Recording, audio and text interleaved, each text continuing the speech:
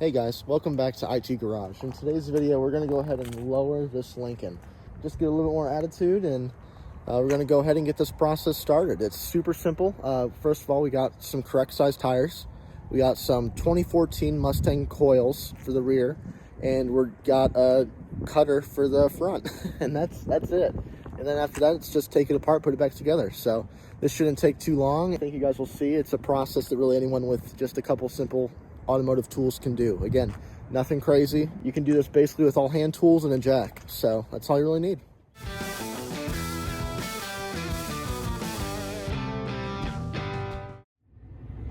Hey everyone, it's Friday evening here.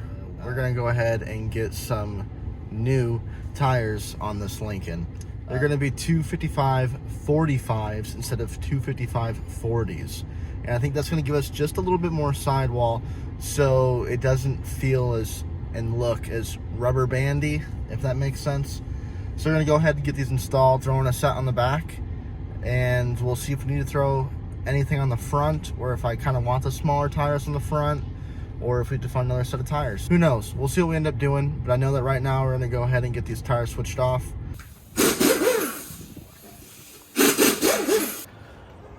Hey everyone, here we are back at the garage. Got the new tires on. I don't know if you guys can see the difference. There's not a lot of room here in this garage carport to see how they look, but they do look a ton better. Just getting rid of that little bit of, you know, what I like to call rubber band tire, just looks a little bit better in my opinion.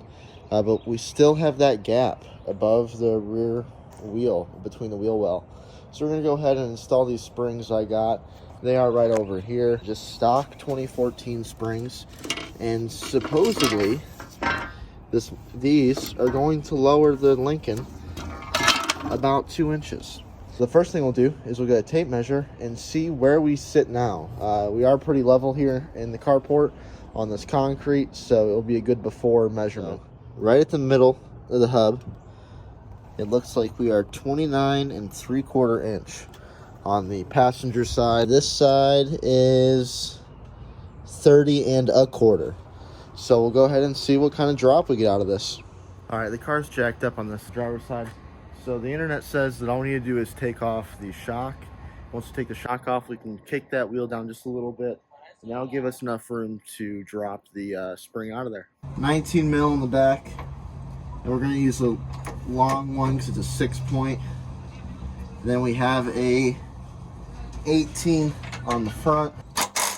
It looks like the axle already dropped, but what we're going to have to do is we're going to have to put the weight of the car on the jack stand, and then bring the jack back here and lift up on this just a little bit. Down too far, it's torqued this so I can't get the shock out, and then let it fall even more to get the spring out. The spring's loose in there just a little bit now, but it's not enough to pull it out. I think I've gotten the issue taken care of. Switched the jack all around, and look at that. Popped right out. So now what we'll do is I guess we'll let this jack drop just a little bit more and see if the spring wants to work its way out. All right, so that's all the way down. Oh yeah, that might be enough.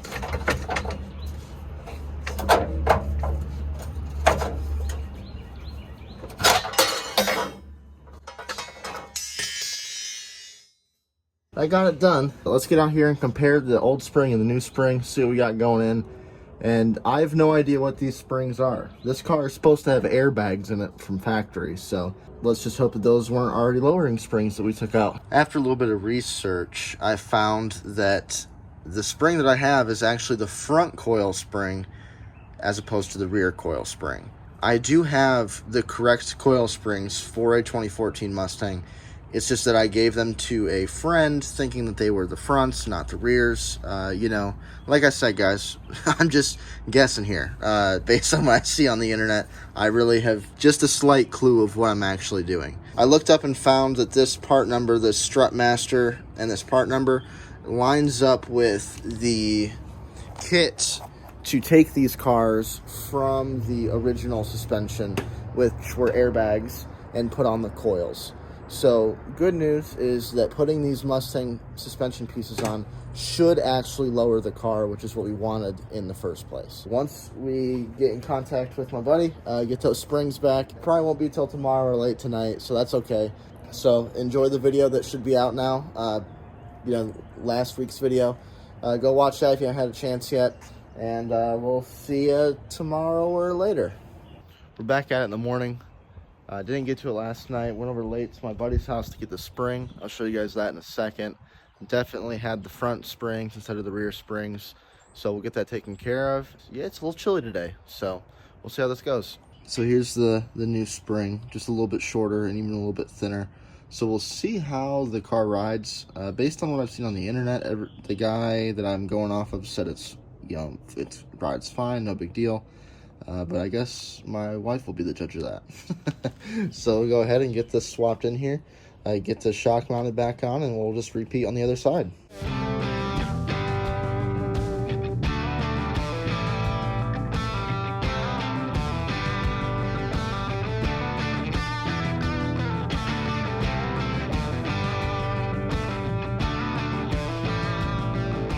It's not too low. I have a little bit of a Carolina lean situation going on with the front. The front is sitting a little bit higher in the back, so we're going to go ahead and cut the front springs, which I know is very controversial, but it's free, so we're going to go ahead and do that. But just to kind of go over again, what we did is, you see this nut right there, the one that's nice and shiny? That is the only nut that we need to take out, and the shock will then back out and fall down, which will let the axle fall further than it should. And then you can go ahead and push down on the wheel while the car is lifted up, the frame is lifted up, and that gives you enough room to pop that spring out, and then you're putting these lower springs in. They go in really easy. But it looks good underneath here. This car is pretty clean underneath. It's a Southern car, so you kind of expect that, but no rear axle leaking or nothing like that. It looks pretty good underneath here. To sum it up, I don't see anything wrong. So we're going to go ahead and look at those front springs now, see if we can cut those and have them make sense and look good. I don't know, I've never done this before, so we'll see how it goes. All I got is YouTube videos. So after watching a video on YouTube, because that's how we learn how to do things around here, it looks like to drop this and get this out, we're going to take off these two nuts, which is kind of clamping this together. Should separate that enough so that this will fall out. And then there is a shock that needs to come out too, so we'll get that shock out as well. It looks like there's a top bolt back there, right there, and then there's two on the bottom down here. So we're going to go ahead and get all those bolts undone. Theoretically, as we lower this jack, which is kind of holding this up, this should just fall out. I guess we'll find out.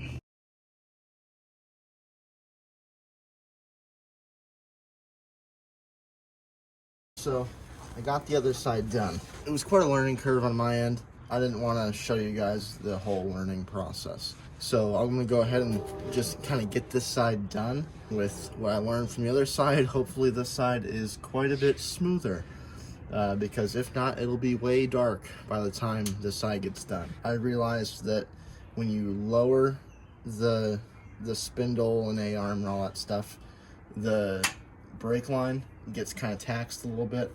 So we're going to go ahead and just kind of hang that up out of the way. Before we take this all the way off, what I like to do, pre-compress the piston back just a little bit, so that when you go to put this back on later, it just slides right on and you don't have to fight the piston over the road and everything. So just a couple little turns, because these pads are fairly fresh. Look how nice this rotor is. This must have just been done before I picked up the car, or at least not that many miles before I picked up the car.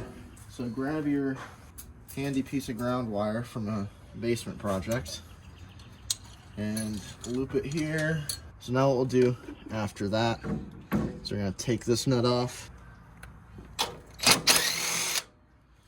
and the thing I learned from the other side is you're going to want to beat that all the way out. All the way out the other side.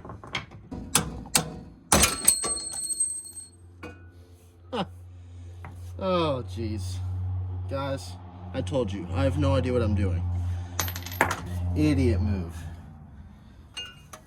Where'd that bolt go? Way over there. So, I distracted on this side because the other side, that was such a pain to get off. But what I forgot to do in the I need to get that bolt off mindset is I forgot to put the jack underneath the spindle so that it didn't shoot out like that. So, let's go ahead and do that. We got this jacked up just a little bit here. Make sure we get our brake caliper out of the way. It kind of fell down in there. I've been telling you guys, I don't know what I'm doing.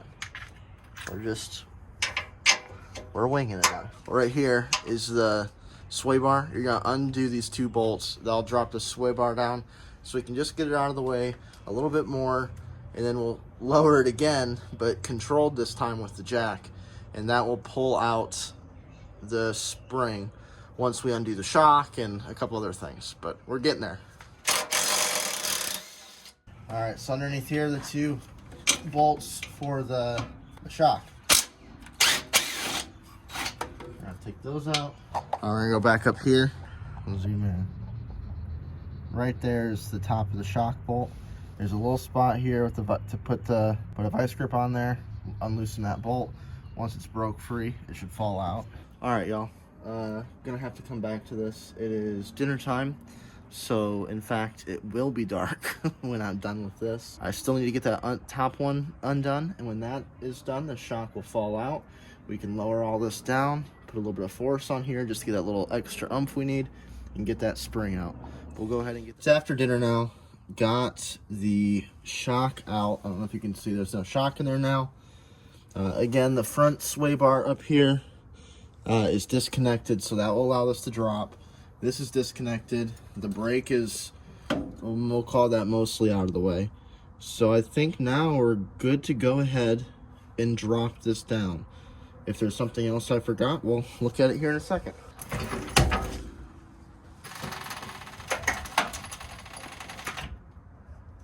All right, that looks like it's all the way down. Is it gonna be enough to pull the spring out? I don't think so. I'm gonna get a pry bar in there and just see if I can pry it out. It's really close. One thing we are caught up on here, which I noticed was broken on the other side. Well, that right there might be my ABS issue. I do have an ABS issue in this car. So that very well might be it. Looks like we gotta go ahead and unscrew that bolt. Lift it back up just a little bit. Oh, there you go, it's off. You don't need to remove it. Look at the tension, it bent that. All right, I think what I'm gonna do is get this lowered all the way, and then we'll slide the jack out so we just get that little bit of extra space just to get it as low as we can.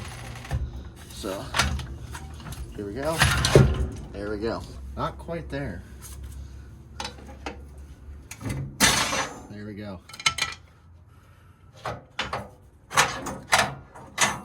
We got it out.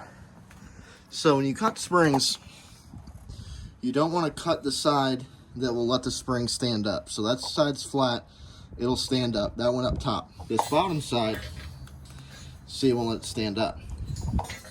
So this is where you get the ability to cut it as far down as you want.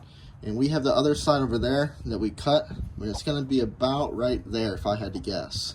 I'm gonna grab something to scribe that, and then we'll just get our death wheel over here, start cutting away. I'm not gonna show you guys the cutting action, but I think we can go ahead and say that those two are pretty much about the same size. So we should not have a problem going side to side on this car. So the only thing is this notch has to go, but right there's that little hole. You know, I don't know if you can tell on camera, but it's kind of a pocket that it'll sit in. And right there's a low spot, which is why there's drain. And then it steps up to here. So that notch, the end where you cut, has to go in that spot. And that, and besides, you know, taking it apart when putting the spring back in, that's something that's just a little bit tricky. It kind of got me on the other side, but I think we'll be able to get it this side. If you have a town car, which if you're watching this video, I'm assuming, but other cars, same kind of process, there's going to be insulators. This car doesn't seem to have any on the bottom. I've watched other videos, they didn't have any on the bottom either, but there is one up top. On the other side, it came out when the spring dropped, so we kind of put it in, the spring in with it on, but this time it's stuck up there, which I think is going to help us out. I have Jeanette out here. She is going to help jack this up, because you're going to want to make sure that that goes up in there straight, because your shock mounts through the middle. And you also just don't want your coil being mounted wrong. That would probably not be good. Alright, just gotta make sure that that's seated in there now. The top half looks really good. It was a lot easier this time with the insulator stuck up there. Oh yeah, see, I'm not even close. Alright, will you let it down just a little bit, slowly?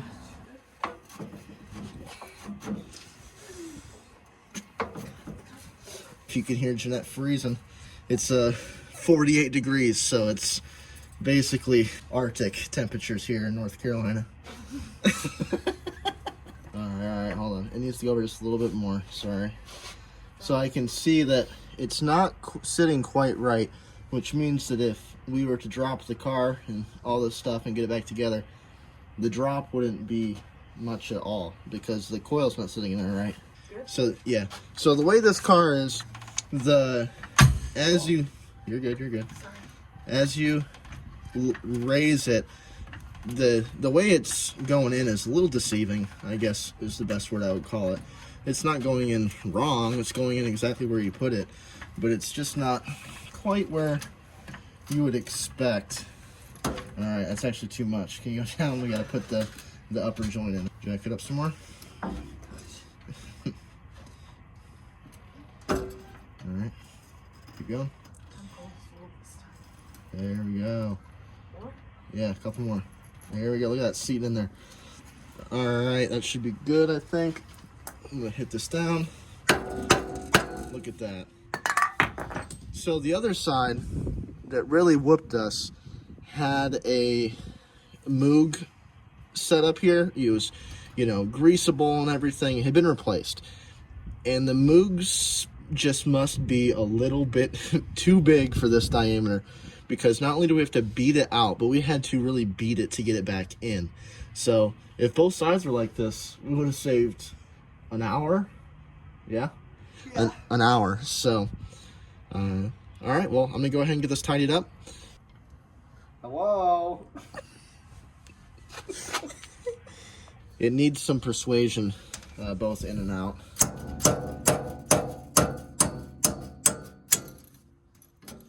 So get that in. I don't know the correct way to do that. It marked the threads both times, so that must not be the right way.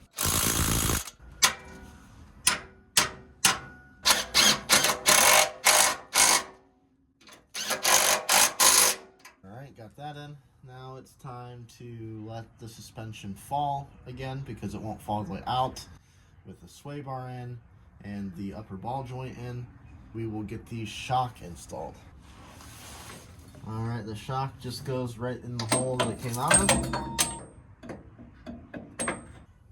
I'm probably laying on the bolts now.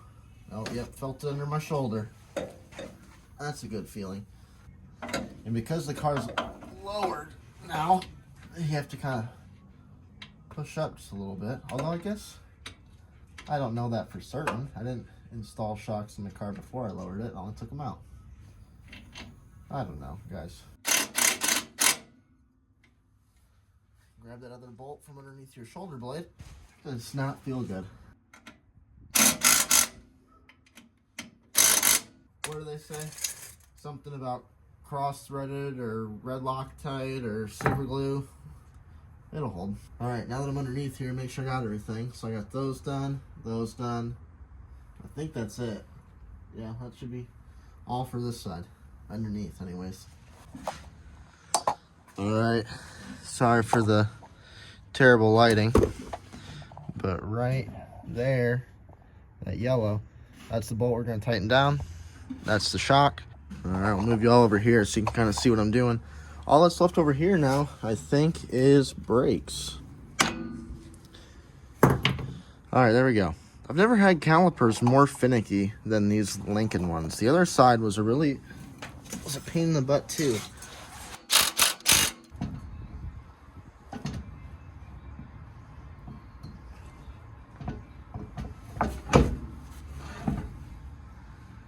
I hate putting wheels on. Oh, jeez. Gotta sit down and do the leg method.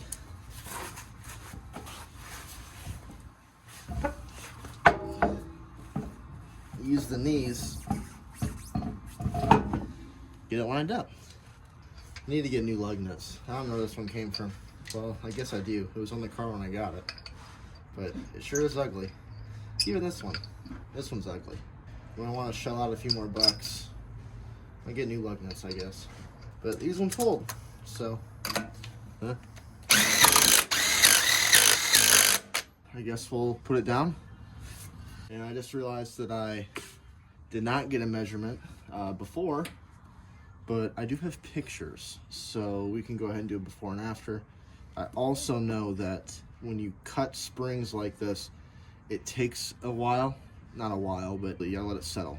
So tomorrow we'll go to church in this, go to lunch, come back, and then we can kind of get a nice look after lunch and see what it looks like. I'll take some pictures in the evening, make it look as nice as I can, you know, for being a $2,000 rough Lincoln. I think that looks better already. The gap that you guys, the angle that you guys have down here makes it look more not sunk than it is. I think we're gonna be good. Yeah, you don't want to go too low that you start running into fender issues. I'm not trying to do none of that. Now I am running a spacer on this, so if it does get too close, we can just run a thinner spacer. I don't know, guys. I think it looks pretty good. I guess we'll get a measuring tape out and just do an initial measurement tonight. You know, make sure to scratch your paint with the tape measure. So we're sitting right about 26 3/4 on this side. And this side, again, is right around 26 3/4. So we are even, which I guess is half the battle when cutting springs. I think it looks pretty good. I dig it. I really do. I hope you guys do as well. And at a minimum, I hope you guys find it just a little bit educating. You know, maybe taught someone something new or just helping somebody out. Like I said, that one side really whooped me. That aftermarket Moog upper ball joint was a real pain. So hopefully you guys don't have that and it's a little bit easier for you guys to take care of. But this side really wasn't that bad. So we're gonna go ahead and I guess we'll see what it looks like tomorrow morning.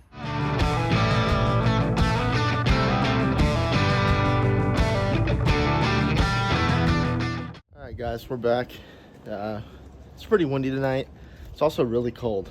But we're gonna go ahead and get a final measurement and see where the car is actually sitting now. All right, on the back side, measuring the same way, we are sitting at 27 3/4, and at the front we are sitting at 26 1/8 ish. I did not grab a measurement of the front before we started this. Definitely kind of an amateur move there, but that's all right. We definitely got a measurement from the back, so we'll have to see what the before and after was there. I don't remember right now, but I'll tell you what, guys, this thing looks good. So let's go ahead and get it up top, get a better look at it. If you're looking at doing something similar, I would highly suggest it. Such a inexpensive modification. It kind of takes the old man out of the car. Not all the way. It's still a big Lincoln, but I don't know, just gives a little bit more attitude. So if it's something you guys have been thinking about doing or doing something similar to your car, I don't know, give it a shot. What's the worst that can happen, right? I still have the stock springs to throw back in there. Every junkyard has a Towncar in it that I can go get stock fronts and throw back on if I decide I don't like them anymore. It sits just where you want it. Barely any gap above the front wheel and just a little bit above the rear. I wouldn't go any lower just because my driveway isn't super smooth and I don't want to be scraping it in and out, but I think it looks awesome. All we did here was swap in 2014 Mustang GT springs. We cut a little bit more than 3/4 of a coil on the front. You know, wheels and tires, I know that everybody has their own preference. I'm gonna let you know what I'm running. These are 2019 Mustang GT wheels. They are the stock GT wheels. They're not the performance pack or anything like that. On the front, I believe that's a 1.5 or 1.25 inch spacer on the front. And then on the rears, we're running 2. I don't have any issues with this setup, except for on this side, the axle's just shifted this way just a little bit. And so I'm getting just a little bit of rubbing right here on this. So we're gonna go ahead and get 1/2 inch smaller spacers, just suck that wheel in just a little bit. So we'll run 1.5 on the back, and that's gonna be plenty to bring this in where it needs to be. All right, well, if y'all made it to the end, I appreciate it. I think this turned out awesome. I hope you liked it, and I hope it gives you the inspiration or confidence to go do it yourself. No need to spend a ton of money when it comes to lowering stuff. That's usually the easy part. So just some cut springs and some Facebook Marketplace rear coils, and you're good to go.